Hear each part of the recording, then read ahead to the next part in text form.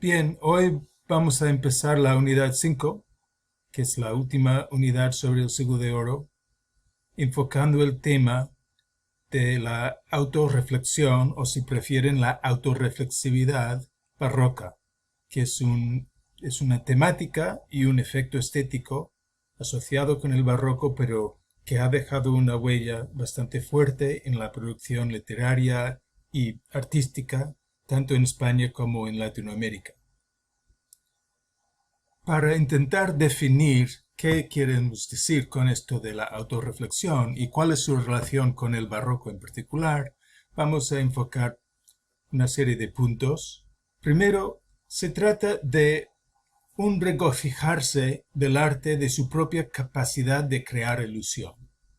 Y, hombre, siempre es arriesgado decir esto nunca existió antes, pero lo que sí se nota es que por primera vez en el barroco llega a ser un tema, y no solo un tema aislado, sino un tema que muchos artistas y escritores tratan y cultivan, y entonces hay una autoconciencia de esta capacidad mimética o ilusoria, ¿no?, del arte, de crear una representación del mundo.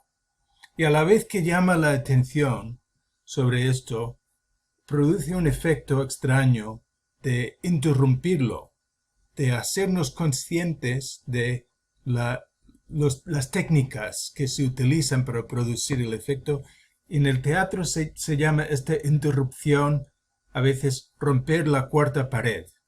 Y es cuando la audiencia se da cuenta conscientemente, ¿no?, que están viendo una ilusión y se olvidan de los contenidos y se enfocan en el hecho mismo de estar viendo teatro o de estar mirando un cuadro. Se crean efectos entonces nuevos de sorpresa, de admiración y de suspensión. Suspensión es un efecto en particular barroco donde quedamos como en vilo, dudando dónde nos va a llevar esto. Y hay un momento en que está todo en el aire, no sabemos cómo reaccionar o qué sentir. Y esta búsqueda de efectos nuevos está vinculado con el mercado, con la producción entonces dentro de un contexto urbano y cortesano, donde se busca la novedad y el artista, el creador, el dramaturgo o el poeta tiene que destacarse, tiene que llamar la atención por su originalidad. Pero también está vinculado con nuevas técnicas, como la perspectiva en la pintura y la tramoya en el teatro, y también la escenografía, como vemos aquí en el fondo de esta diapositiva. Y para poner algunos ejemplos concretos, ya podríamos hablar, como hemos hecho antes, del soneto de repente, que ya leímos, ¿no?, de Lope de Vega, que es un poema sobre el mismo proceso de escribir el poema, de componerlo. Otra obra de Lope de Vega que es un buen ejemplo de autorreflexión barroca es Lo fingido verdadero, que es una obra de teatro sobre San Ginés, un actor que está haciendo el papel de un soldado romano, no, de uno que se bautiza, que se convierte al cristianismo y se bautiza. Y como actor, haciendo el papel, se convierte de verdad y se hace cristiano y luego es mártir. Y entonces pasa de actuar a vivir en realidad lo que está fingiendo. Tenemos también muchos ejemplos en Don Quijote de Miguel de Cervantes. Un buen ejemplo es el narrador en el capítulo 7, más allá de lo que leímos para la clase. De pronto dice, no tengo más información sobre esto y no puedo seguir escribiendo. Y luego, en el capítulo siguiente dice, un día por la calle encontré alguien que está vendiendo un manuscrito en árabe y lo hice traducir y resultó ser el resto de la historia y entonces puedo continuar. Y a partir de allí la historia supuestamente es una traducción de un manuscrito en árabe, de un original que nunca vamos a ver ni poder leer, pero que entendemos que todo es una traducción de ese texto. Y otro ejemplo es Velázquez, Las Meninas, que tenemos para esta semana. El pintor, como vemos en este detalle a la derecha, en este cuadro, está pintando un lienzo grande que está de espaldas. Y no podemos ver lo que está pintando, pero sabemos que está pintando algo. Y vemos el marco de ese cuadro perfilado dentro del cuadro que estamos mirando. Y además, como se ve allí a fondo, hay cuadros en las paredes, en fin. Es un lienzo, un cuadro, que su tema parece ser la pintura misma.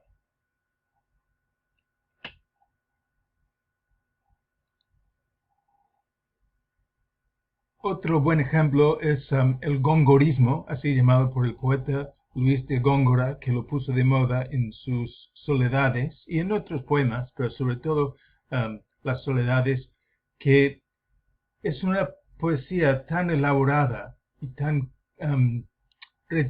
retorcida o rebuscada en su expresión que nos obliga a enfocarnos más en cómo las palabras significan que en lo que dicen. Y tenemos aquí el ejemplo de una descripción de un gallo. Lascivo esposo vigilante, doméstico es del sol nuncio canoro, porque es el esposo de las gallinas, lascivo porque por la fama que tienen los gallos, ¿no?, de ser muy machos y tener muchas gallinas, y es el que anuncia cantando el sol. De coral barbado, porque esto que le cuelga le parece coral en su textura y su color, ¿no? No de oro ciñe, sino de púrpura turbante. Y así la cresta del gallo se compara a un turbante de color púrpura, o bueno, en este caso más bien rojo.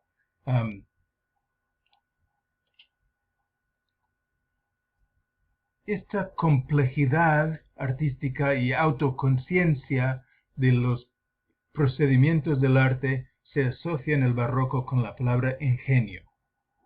El ingenio es esa capacidad que uno luce cuando hace obras que deslumbran a la audiencia por su complejidad y su artificiosidad, y llega a haber incluso a mediados del siglo XVII uno que teoriza sobre el ingenio, que es Baltasar Gracián, que escribe La agudeza y arte de ingenio, y da muchos ejemplos y una tipología, y define lo que es la ingeniosidad, ¿no? Y una técnica curiosa que se asocia con el barroco es la anamorfosis, que es una manera de distorsionar una imagen que lo hace difícil de ver y obliga al que lo mira a estudiarlo o mirarlo de otro ángulo para descifrar una imagen enigmática. Y arriba tenemos un ejemplo que explica un poco matemáticamente cómo se hace, y abajo tenemos un grabado famoso que en realidad, como pueden ver de fecha, es anterior a lo que pensaríamos el barroco. Y no es que el barroco haya inventado estas técnicas, pero las utiliza más y con una acumulación casi abrumadora, ¿no? En este caso, de Eberhard Schön, un alemán, tenemos un grabado de que aquí vemos Jonás y la ballena, y vemos unos hombres que están montados en barco, pero aquí en medio hay una forma que de esta manera está muy distorsionada y no podemos ver bien lo que es. Y resulta que es un campesino agachado cagando, como podemos apreciar mejor si quitamos la distorsión de la anamorfosis. Un gran tema del barroco es la vida como teatro o la vida como sueño. Y ese tema se va desarrollando de una forma cada vez más, diría yo, barroca. Y podemos ver la trayectoria entonces que va desde Lope, por ejemplo, Lope de Vega, a Calderón. En Lope tenemos, por ejemplo, como ya mencioné, lo fingido verdadero, que es un ejemplo de un actor que descubre que lo que está fingiendo se convierte para él en una realidad. Y entonces la representación y la realidad son intercambiables, pero no se confunden. tenemos otro ejemplo en Lope de Vega, en El peregrino en su patria, donde hay una anécdota de un hombre que es un artista, un pintor, que está pintando el techo de una iglesia. Y está, claro, en un andamio para pintar el techo, y está pintando precisamente la mano de Dios. Y en una escena que puede ser de Génesis, un poco como Miguel Ángel en el techo de la Capilla Sixtina en Roma, ¿no? En el Vaticano. Y entonces está pintando la mano de Dios y justo en ese momento el andamio se rompe y empieza a caer al vacío y se hubiera matado, pero la mano que está pintando sale de la pintura milagrosamente y le salva, le coge y impide que caiga hasta el suelo. Y es un milagro, ¿no? Pero como vemos, hay una clara jerarquía y entre la representación y la realidad son intercambiables, pero hay uno que es superior y otro que es la ilusión y relativamente fácilmente se distinguen. En Calderón, lo teatral se convierte en una metáfora de la realidad. No son dos caras de una moneda solamente, es que no podemos distinguir o diferenciar cuál es el sueño y cuál es la realidad. Y lo vemos muy claro en La vida sueño, pero también tiene un auto sacramental llamado el Gran Teatro del Mundo, donde Dios al principio reparte los papeles, le da al rico, al rey, a la mujer bella, la religiosa y al pobre, les da sus papeles y entonces empiezan a actuar y piensan que están vivos, que están actuando, haciendo cosas, ¿verdad? Y después al final vuelve Dios al escenario, le quita los papeles y les da sus premios y sus castigos. Y entonces, claro, el mundo en que vivimos aquí se representa como solamente una representación, una ilusión. Y el desengaño, el efecto de desengaño es muy intenso. El mundo es vano, es irreal, y solo la fe en algo más allá que no podemos ver, pero podemos intuir, una verdad trascendente, puede dar significado a nuestras vidas. En pintura, Velázquez es muy aficionado de la autorreflexión, la pintura sobre la pintura, y vamos a verlo más en otros ejemplos, las meninas, las hilanderas, pero quise mostrarles este cuadro también de Velázquez, que es muy temprano, es anterior a su traslado a la corte en Madrid y anterior a sus viajes a Italia, y vemos aquí un bodegón, una escena de una casa con el pescado allí, el ajo, los huevos, y hay una mujer vieja y una mujer joven en la cocina. Pero en el fondo, y esto es lo que le da título a la obra, Cristo en casa de Marta y María, vemos a Jesús, y es una escena de la Biblia, las mujeres, Marta y María, y Cristo está de visita en su casa sentado en una silla, y lo que pasa es que es muy difícil decidirse si esto en realidad lo estamos viendo en otra habitación o si lo estamos viendo dentro de un marco y es solo un cuadro colgado en la pared.